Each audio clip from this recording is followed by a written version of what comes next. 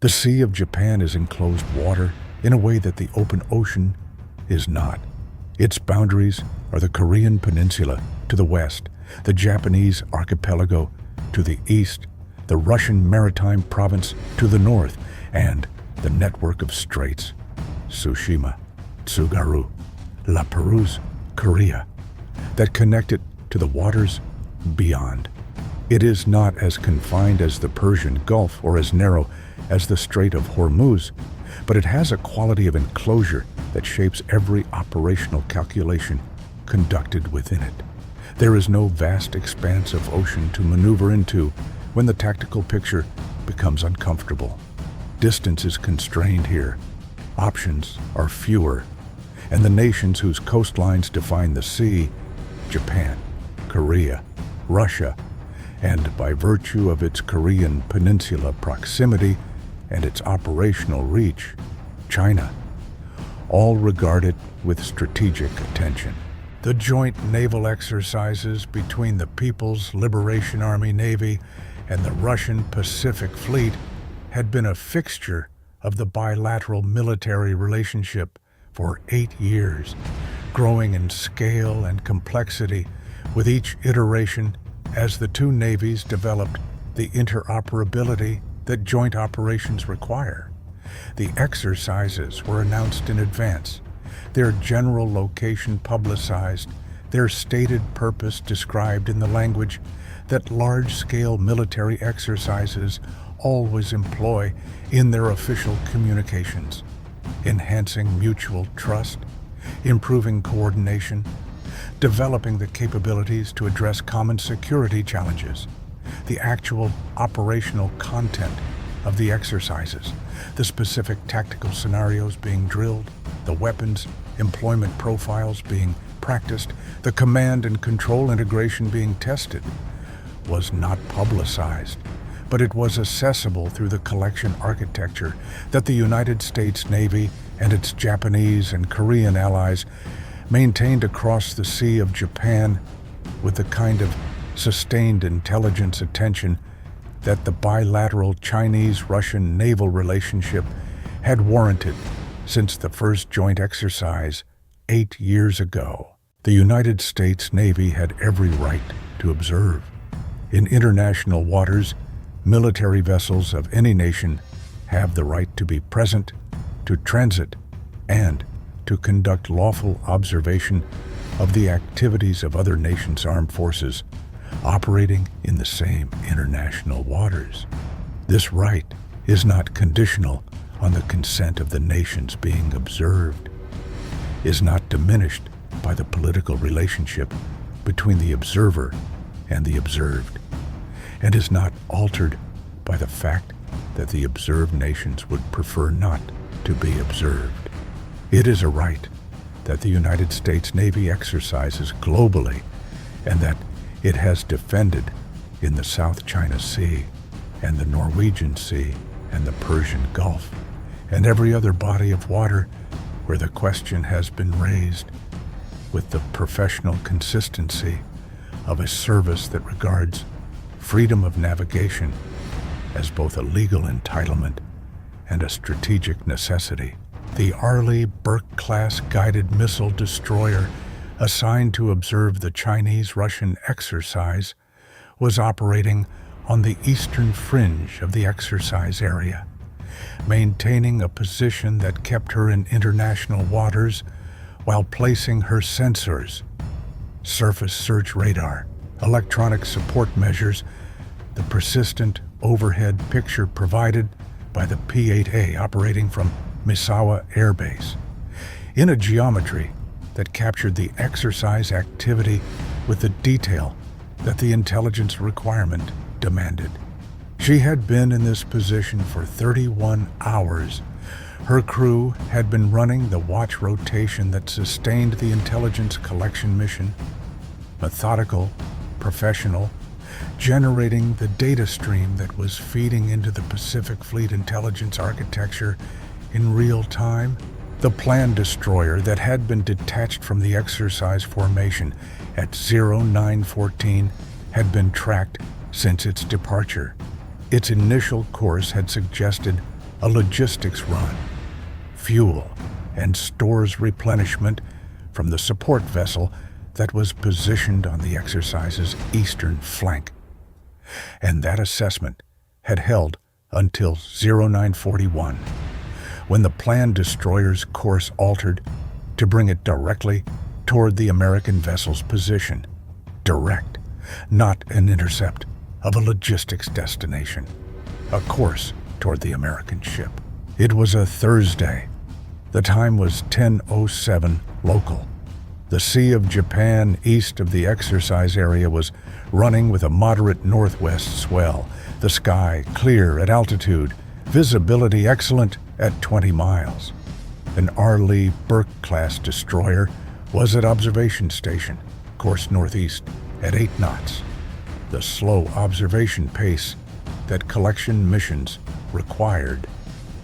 When the planned destroyer appeared on the radar display at 11 nautical miles, bearing 283, speed 22 knots, course 095.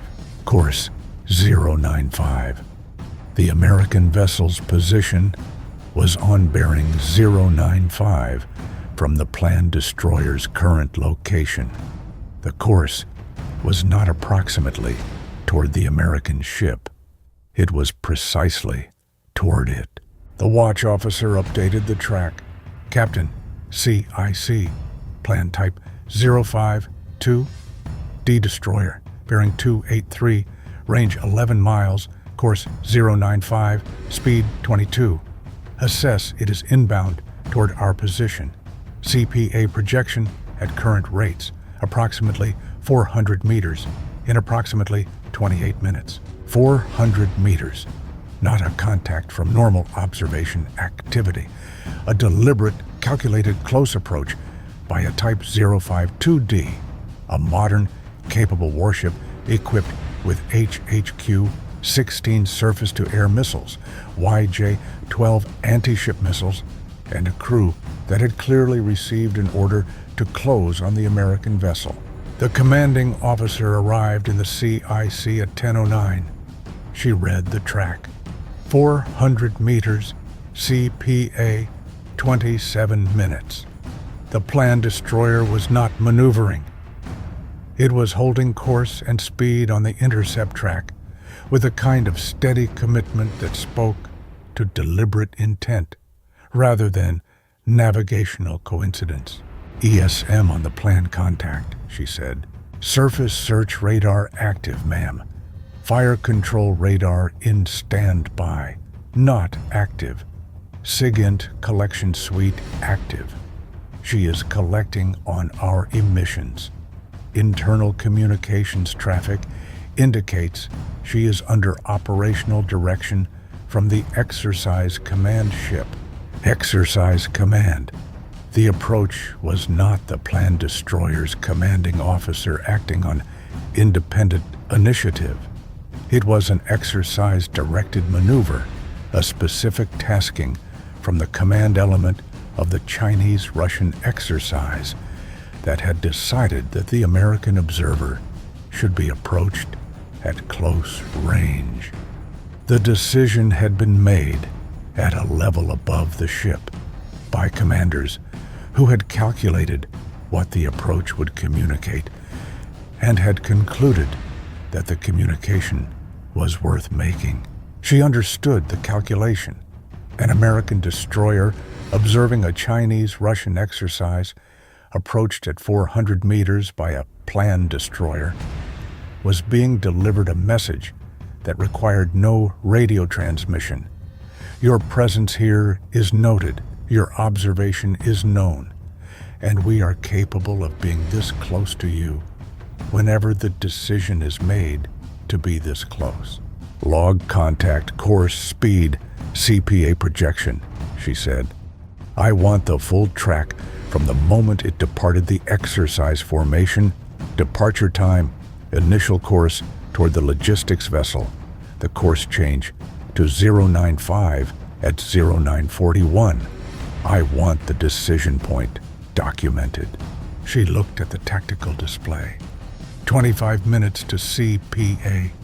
We are not changing course. We are not changing speed. We will hold our observation position, and we will document everything that Planned Destroyer does from this moment to the moment it clears our vicinity. She paused. Channel 16. Now, the transmission went at 10:12. Planned warship bearing 283. This is a United States Navy warship operating in international waters of the Sea of Japan. You are on a course that will bring you into close proximity with this vessel at high speed. You are requested to reduce speed and maintain a safe distance in accordance with Colreg's Rule 16 and the 2014 Code for Unplanned Encounters at Sea. We are conducting a lawful observation mission in international waters. All your movements are being recorded and transmitted to Commander, United States Pacific Fleet. This advisory is transmitted in the interest of safe navigation. No response on Channel 16. The Planned Destroyer held course and speed. At sea, distance is language. And 22 knots on course 095 with a 400-meter CPA projection was a sentence delivered with the confidence of a crew that had been told exactly what to do and was doing it. At 10:19, the Planned Destroyer's fire control radar activated, not in its engagement mode, not in the targeting configuration that would indicate a weapons employment sequence, but in a diagnostic sweep mode that the ESM suite classified as the Mark 99 equivalent that the Type 052D carried. A fire control emission that was not a targeting lock, but was unmistakably a fire control radar operating in the space between the two ships. Fire control diagnostic emission. Plan contact, the ESM operator reported. Duration 15 seconds. Mode classification. Diagnostic sweep, not targeting mode. 15 seconds of fire control radar emission. Not enough to build a weapons engagement solution. Enough to register on the American ESM suite's display in an unambiguous frequency classification. Enough to be logged with a timestamp. Enough to be the kind of provocative signal that was designed to be noticed without crossing the threshold that would require a specific tactical response. Log it, the commanding officer said. Timestamp, mode classification, duration. That emission goes into the intelligence package. At 10:22, the Planned Destroyer altered its approach. Not a course change that opened distance, a slight convergence, the course shifting from 095 to 093, bringing the projected CPA from 400 meters to approximately 270 meters. The geometry had tightened. 270 meters at sea, 270 meters between two warships in moderate swell is close enough that the navigating officers on both bridges are watching each other through binoculars and making continuous small adjustments to ensure that the swell's action on both hulls does not drift either vessel across the narrowing gap. She transmitted a second message at 10:24. Plan warship. Your current course will bring you within 270 meters of this vessel. At our current speeds, this approach creates a navigation hazard in moderate sea conditions. You are again requested to alter course and maintain a safe navigation distance in accordance with Colreg's and the Code for Unplanned Encounters at Sea. All your actions are being recorded and will be reported to the United Nations Secretary General and the International Maritime Organization as a navigation safety incident. The planned destroyer held its course for 42 seconds after the transmission. Then it altered course, a correction of approximately 4 degrees to the right, back toward 097, which opened the projected CPA from 270 meters to approximately 350 meters. 350 meters. Still close, still uncomfortable, but the closing motion had been reversed. The geometry tightens. And then, when the pressure point is precisely identified and the response precisely calibrated, it eases. At 10:31, the planned destroyer passed down the American vessel's port side, 340 meters. The commanding officer was on the bridge, watching the pass through the FLIR display and through her own binoculars.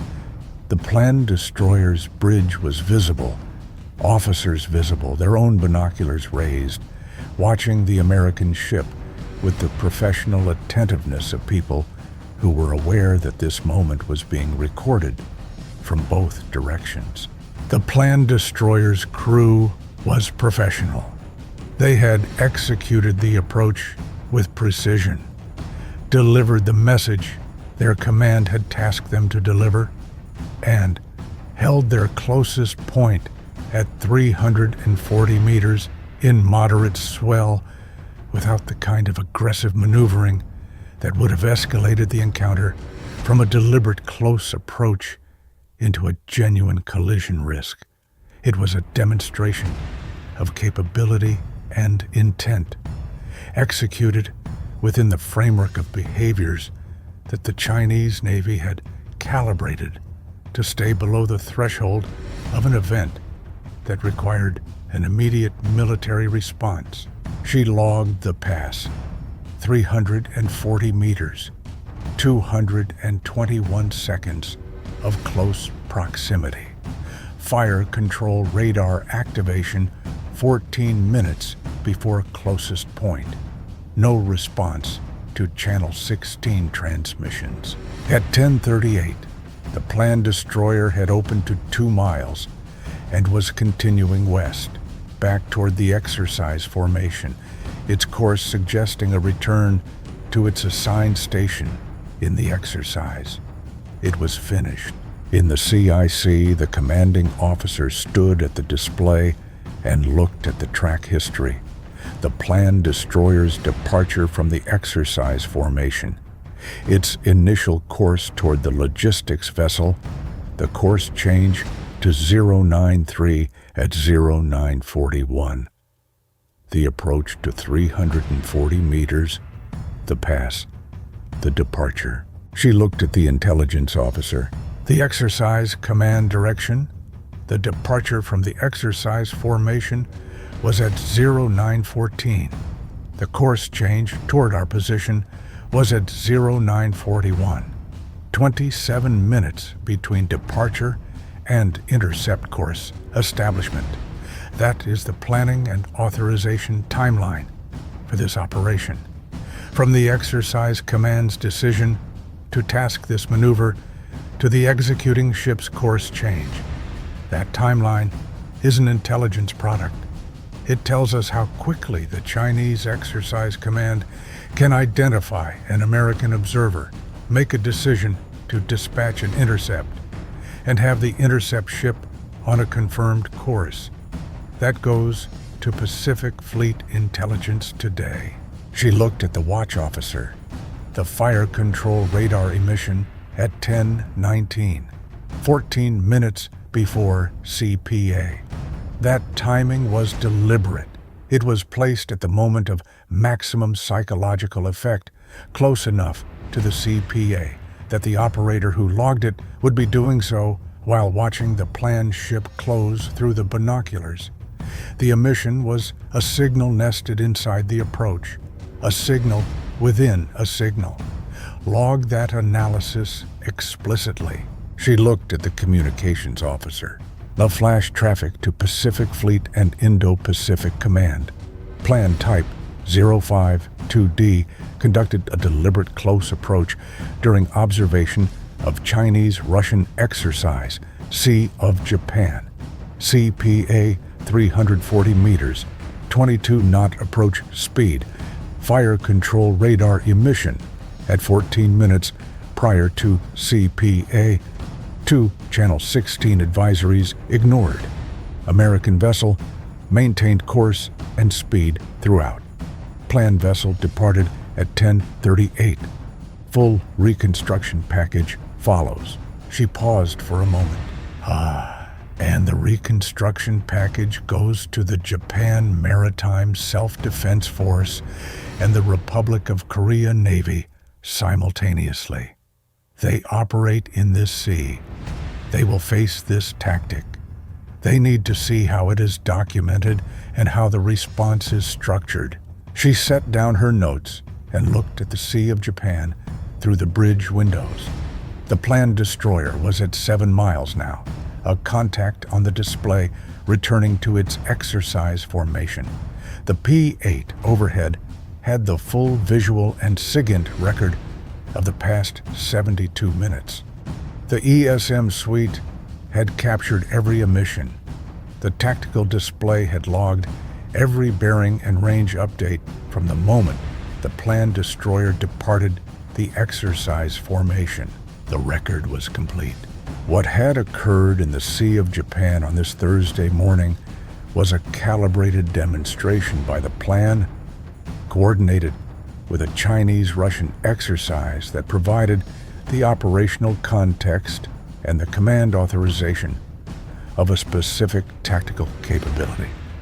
The ability to detach a warship from an exercise formation, close an American observer to 340 meters at 22 knots, emit fire control radar in the approach, ignore Channel 16 transmissions, and return to formation, all within a timeline that was measured in minutes, and all while remaining within the legal framework of operations in international waters.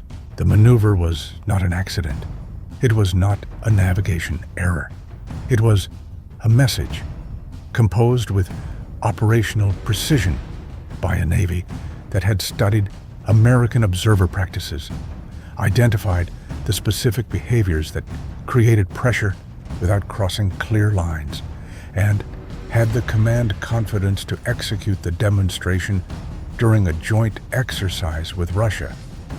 The setting that provided maximum audience and maximum strategic context for the message. The American commanding officer had answered the message with the response that the situation required. Channel 16 transmissions that established the legal framework, documented the close approach and the fire control emission with the precision that made the record unambiguous, maintained her observation position without deviation, and ensured that the intelligence product extracted from the encounter was distributed to every Allied Navy that operated in these waters. The plan had delivered a message.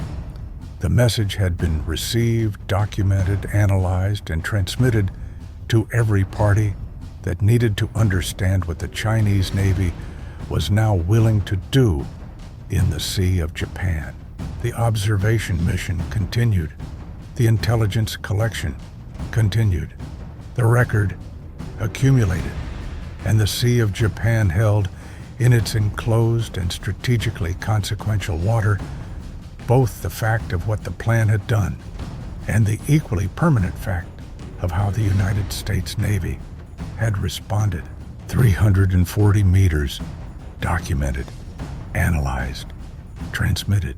The observation station was still held.